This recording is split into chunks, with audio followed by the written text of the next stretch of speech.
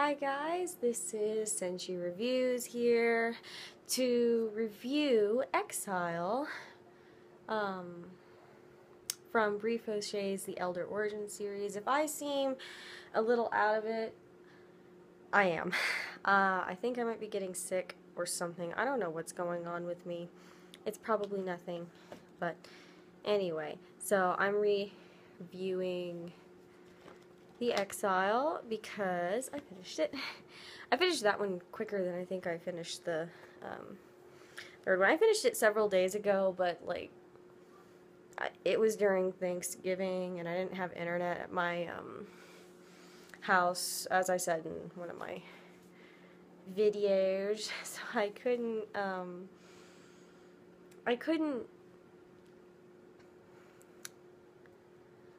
do something. This is how I've been all day, I'm sorry. I couldn't review it there and then upload it, so I'm doing it now. And it's not fresh in my mind, but I've had time to mull it over. And I have my review on Amazon. My review is under the name Shannon Dar, so if you want to read it, go on ahead. It's I'm gonna try and remember to provide the link below. We'll see. I might like watch this video again months down the line and go, oh, I didn't provide the link, I'm an idiot. So yeah, but yes, if you're wondering why I look sick, that's probably because I might be getting sick. So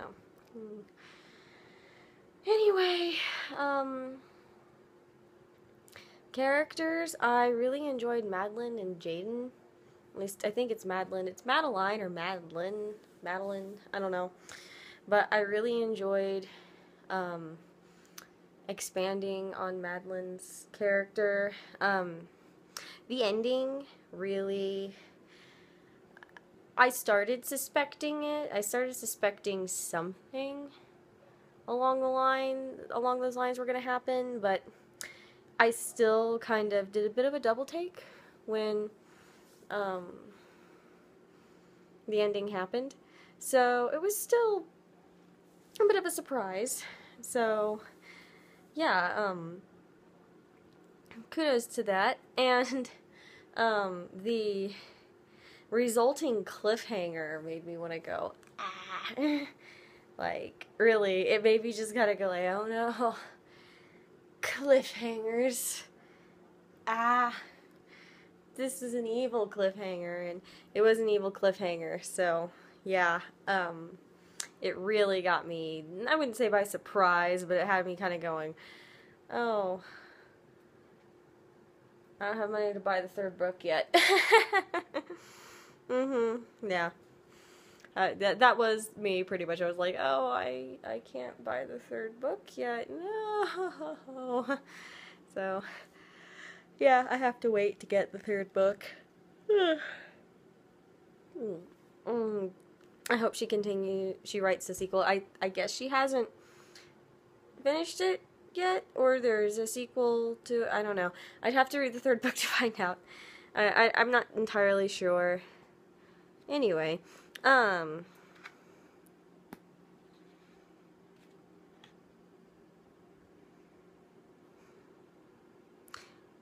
I thought the character growth between, or the dynamic growth between the two characters was very well executed. I always like to look for character growth because it doesn't really matter how good your grammar is, how good your syntax is, how good your spelling is. If your characters aren't interesting, if your setting is flawed, if the atmosphere that your setting needs to create just is subpar to, or no, doesn't make the, doesn't create any sort of emotion when reading the books, any kind of book, then it's a flawed book and it's not a good book.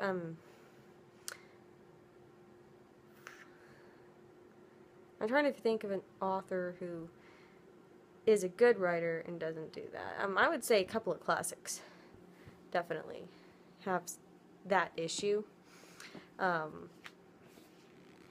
but I can't think of anything right now because I really am tired. And I don't want to include anyone who, it wasn't, where their works weren't originally written in English because, well, you can't help that. You can't help translation. Things get lost in translation, a lot. So, anyway, yeah, I know. I can't really think coherently right now. But, I really liked it, and I'm really excited for the Violet Blake series, and I really can't wait to get into the two books I have for the Violet Blake series, and I can't wait to buy Encounters, and I can't wait for any more books Bre Faucheux comes out with. She's a phenomenal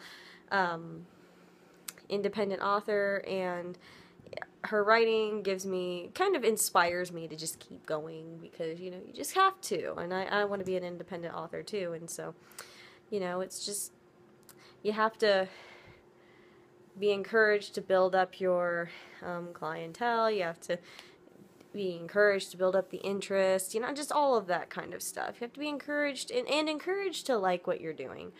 And for the longest time, I think honestly before I discovered BookTube and NaNoWriMo, I just didn't have a passion for writing anymore. And then I've been discovering independent authors who you can kind of tell which ones do and which ones don't. The independent authors who just publish to make money are very obvious. The ones who publish to make money while doing something they love, yeah, it's definitely in there. And it's definitely in the Elder Origin series, and it's definitely in the second book. Anyway. One of the, I guess one, because I gave the book 4 out of 5 stars because I'm an English major, and we do this thing where if it's so noticeable that it takes you away from, if mistakes are so noticeable that they take you out of the story, I have to take off for it. It's kind of a grading thing. I'll say it. I'm grading the work, and that's what a reviewer does, is we grade the work. And I'm not saying the work isn't any less good, but it's always, especially for somebody who is editing their stuff by themselves, it's always good to make sure that they know, hey, just so you know, you have a tendency to do this. Now, in her last book, in the first book, her editing seemed to go into a slump at the end of the novel, or the novella. In Exile, the problems, the errors, the glaring errors, the errors that you can't overlook, like not just a typo, but like, whoa, what was that sentence kind of thing? I don't really understand what I just read kind of thing. That was in the beginning of the book, and then it wasn't in the end of the book. So it was kind of a reverse, but it was still there, and these books have been out for a while, so I'm assuming she probably already knows about it. I'm sure she probably has reread her books and went, oops. Which, I mean, I've reread my own fan fiction and done that, so I understand.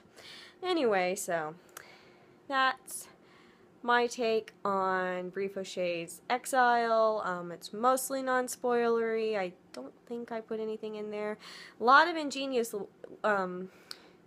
use of historical fiction and historical tropes. Very, very good. I love tropes, especially in history. You have to have some tropes in history or historical fiction. Anyway, so comment below and let me know if you guys read and liked Exile by Bre Faucheux as well. Toodles.